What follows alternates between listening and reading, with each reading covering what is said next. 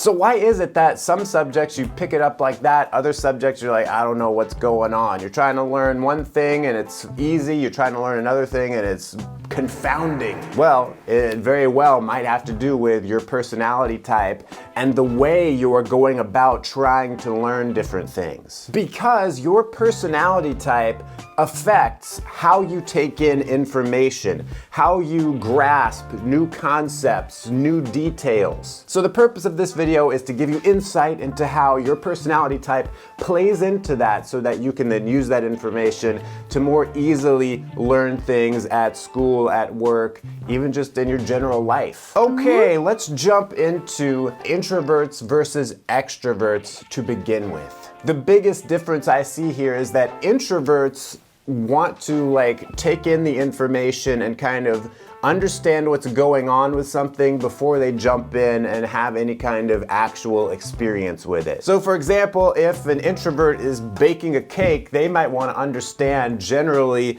what am I gonna have to do here? What's the process? What are the principles at work here in cake baking? Because introverts are inward focused, so they want to work things out in their mind before they do anything with it in the outside world. Extroverts, on the other hand, are outward focused, so they are much more likely to want to just start applying things in the real world to get their hands dirty a bit.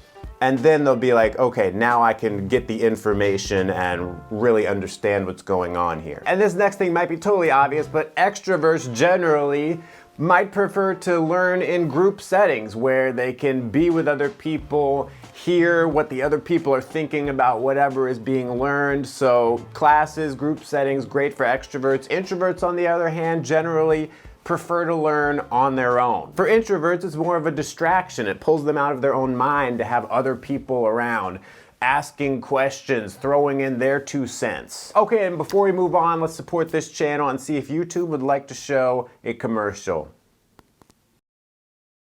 Welcome back, and we're moving right along to whatever's next.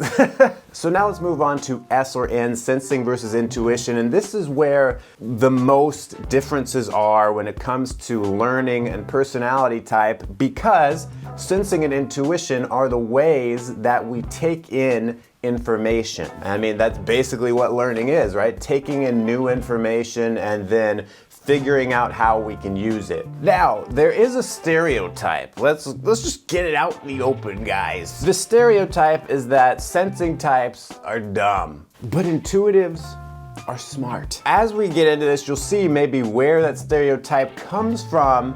And I want to point out before we get into it, the stereotype is not true. Sensors are not dumb. In fact, MIDI sensors are very much smarter than me. As you can tell, I can barely put together a sentence. What?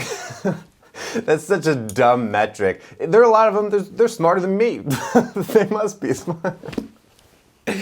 Well, let's just get into it. This first thing will kind of give you an idea of where the stereotype comes from, is that sensing types often need more time to learn something because they are focused on the details. So sensing is focused on the facts and the details and how do we prove that this really is real. Whereas intuitives are like, we just guess at whatever is coming up next. We're just looking at the concepts, the abstract, the overview, the big picture. The details don't matter. So sensing types feel much more comfortable taking their time, looking at the details, absorbing the facts, and then looking at all of that before they can then feel comfortable going to the greater principle or concept at work. They don't want to guess at whatever it is they're learning. If they're trying to bake a cake, they don't want to guess at how it all comes together. They want to look at what are the things that I am being told to do? What are the facts here? Intuitives, though, will pick things up much more quickly because they're willing to say, okay, I see one fact here. I can guess at where this is going, so I get it. I get what we're talking about, teacher. Does that make intuitives smarter? No, it just means they pick things up quicker, and in the long run, they are more prone to make factual errors because they jump to the conclusion, they figured out the principle, and they were right about that, but then they're blowing past all the facts, all the details, and they're getting those wrong over time. Even though sensors may be slower to pick up on on the general concepts, once they get them, they're very solid on them. Of course, the issue there is that sensors don't like to use intuition, intuitives don't like to use sensing. So I say once the sensors, really grasp the concept, then they're solid on it. But a lot of them just get frustrated and bored with having to go to the general concept. A lot of them don't want to do it the same way that intuitives don't want to have to look at the facts. They get bored and frustrated with it. So when you have people who just stick with what their type prefers, they just prefer sensing, they just prefer intuition, they're going to make a lot of errors at some point, whether it is with the facts or whether it is with the concepts. That's why balance is the key. That's why you got to tap into the thing that you don't naturally prefer. If you're intuitive, you got to use the sensing. You got to go with some detail. If you're a sensor, you got to look at the theory. You got to be focused on the patterns. And so in a nutshell, the sensors want to know what, the intuitives want to know why. And if they could have their way, they would not worry about the other. The sensors will just know what, not worry too much about the why. The intuitives will know why, not care so much about the what. Next, let's look at feeling and thinking types and see how that affects how they learn. Thinking types will be more interested in subjects where it's like, oh, here's a puzzle to solve. Whatever I'm learning here is going to help me solve a problem. Or even just for thinkers, it's exciting to be like, here are problems to be solved. Here is a math problem. That is exciting because now I'm picking it apart and trying to find the answer. Whereas feeling types will be much more drawn to learning things that have some kind of social value or things that will be, valuable to them, things that they like to do. So a feeling type will look at a subject that they think is cool, or they'll be like, people will really like this, and that will be the thing that compels them to learn it.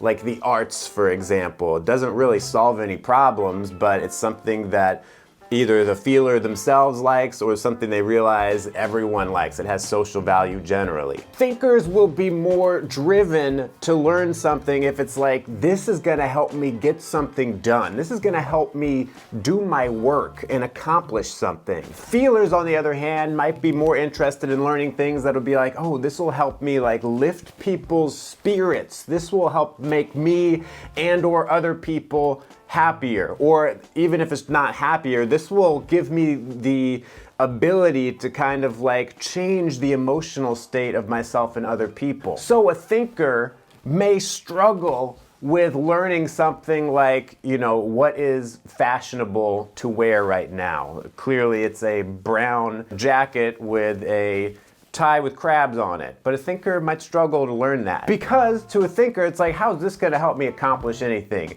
Fashion don't matter. Or if a thinker is trying to learn stuff about, reading people's body language and tapping into what their emotional state might be, a thinker might struggle with that because it's like, why do I need to even care about the emotions? I can just blow past that and get what I want anyway. Whereas on the other hand, feelers will struggle more with stuff like logic, math, science, like things that are actually more about how do we solve a puzzle, how do we come to a result, because it's not dealing with feelings. All that is to say is that every type is dumb at something and smart at something, and they will more naturally pick up on certain things and not on other things, but you can still pick up on those things that are not so natural to you if you just ignore that feeling you get where it's like, I need to get that rush, that fun feeling from what I'm doing. See, that's what it is like when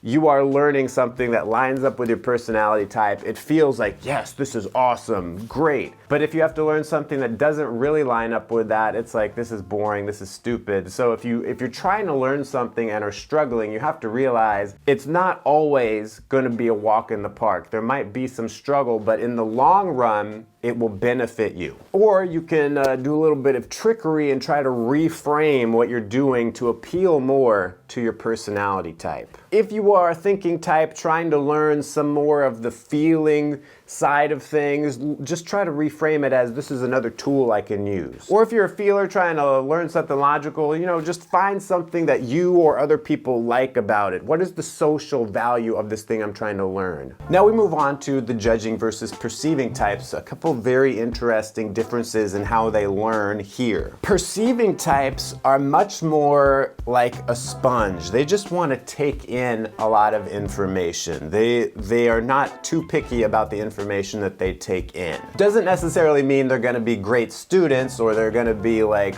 ravenously reading the textbook that they're assigned, but they are more oriented towards taking in new info. Judging types, on the other hand, they're not the biggest fans of taking in new information. And I think this has to do with perceiving types like to have options open. They like to see all different possibilities. They like to take in new facts, etc. Whereas judging types want to have things finalized. They want to have a conclusion. They want to be able to take action. So if a judging type is going to learn something, they will be very narrow in what they focus in on to take in the information, and they're going to want to be able to at some point say, I have learned this completely, or they're going to be like, I have learned this enough to now take action with it. Perceiving types, they're just like, I'll learn for the sake of learning. It doesn't matter to me. I'm just filing it all away. And also something theoretical here is that perceiving types a lot less likely to enjoy the traditional structured